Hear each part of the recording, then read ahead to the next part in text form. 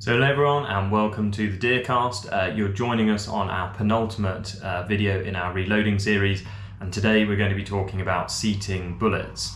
So there are a few bits and pieces you're going to need for this stage of the process. You're going to need your press, you're going to need the cases that you're loading, and those by now should have primers in them, should have powder in them, should be cleaned, chamfered and everything. You'll need your bullets that you're going to seat. You're going to need a bullet seating die.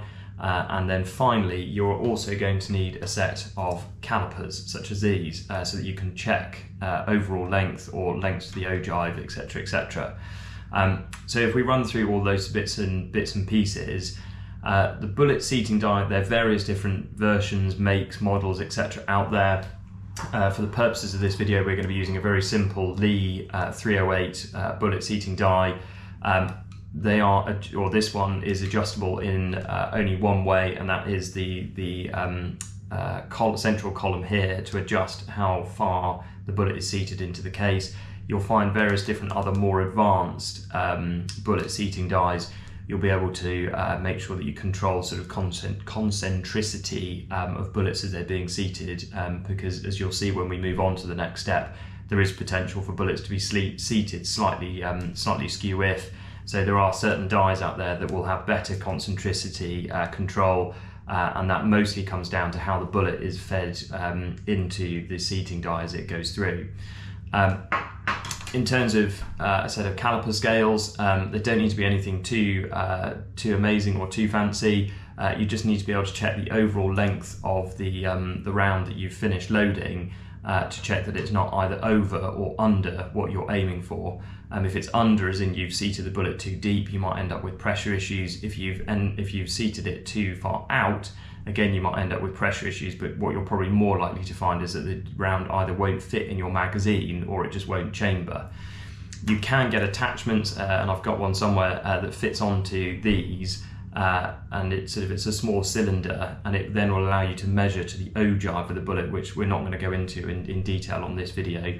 But for some people, that's the measurement they'll use rather than the overall length, which you may see referred to as OAL or COAL, so combined overall length. If you're wondering what measurement to use for your combined overall length, you can either look that up in manuals like the Hornady reloading manual, or you can look it up on whichever ballistics app or reloading app you are using. Anyway, so we're going to move on, and I've got the press set up behind me, so we're going to show you all how to seat bullets. So here we've got our press set up. The bullet seating die is already in there. We're going to be loading some 150 grain Fox Classic Hunter bullets, which are shown here, into our cases here, which are loaded up with N140, I think 43.5 grains. These are our vernier caliper scales, which we're going to check the overall length with, and this is one of the measurement units I spoke about earlier, which attaches, that groove there sits in here, and you can then measure to the ogive of the bullet. What we're doing is, as I said earlier, firstly checking that these aren't too long or too short, but also checking for consistency between each of the bullets. So I'm just going to remove a piece of the press, so making sure I'm not going to go through how we set up the press, but grab a case.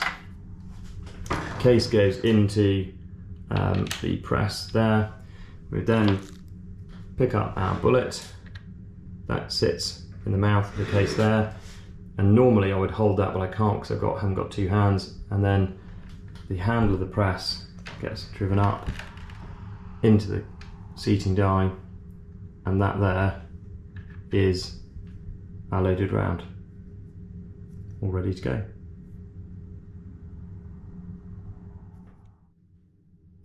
So there we have 20 rounds all loaded up.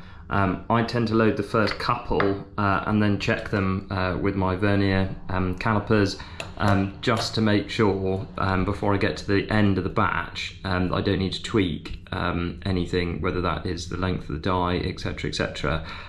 Sometimes if it's a brand new set of cases, or I've done something different, I might check that one chambers as well, because I have had it before where I've loaded up a big batch, and I've obviously done something wrong with my case trimming or sizing, and the case has been a little bit too snug. how you check them with a set of scales like this, and again it's going to be very difficult for me to do one-handed, but essentially open these up to the full length of the case and check that they are where they should be. So these should be about 65, either between 69.5 and 70 mil. So we're just going to go there. So a tiny bit too long, but I haven't calibrated these scales, so they might be a tiny bit off as well, but that should be absolutely fine. And there you have it. That is bullet seating.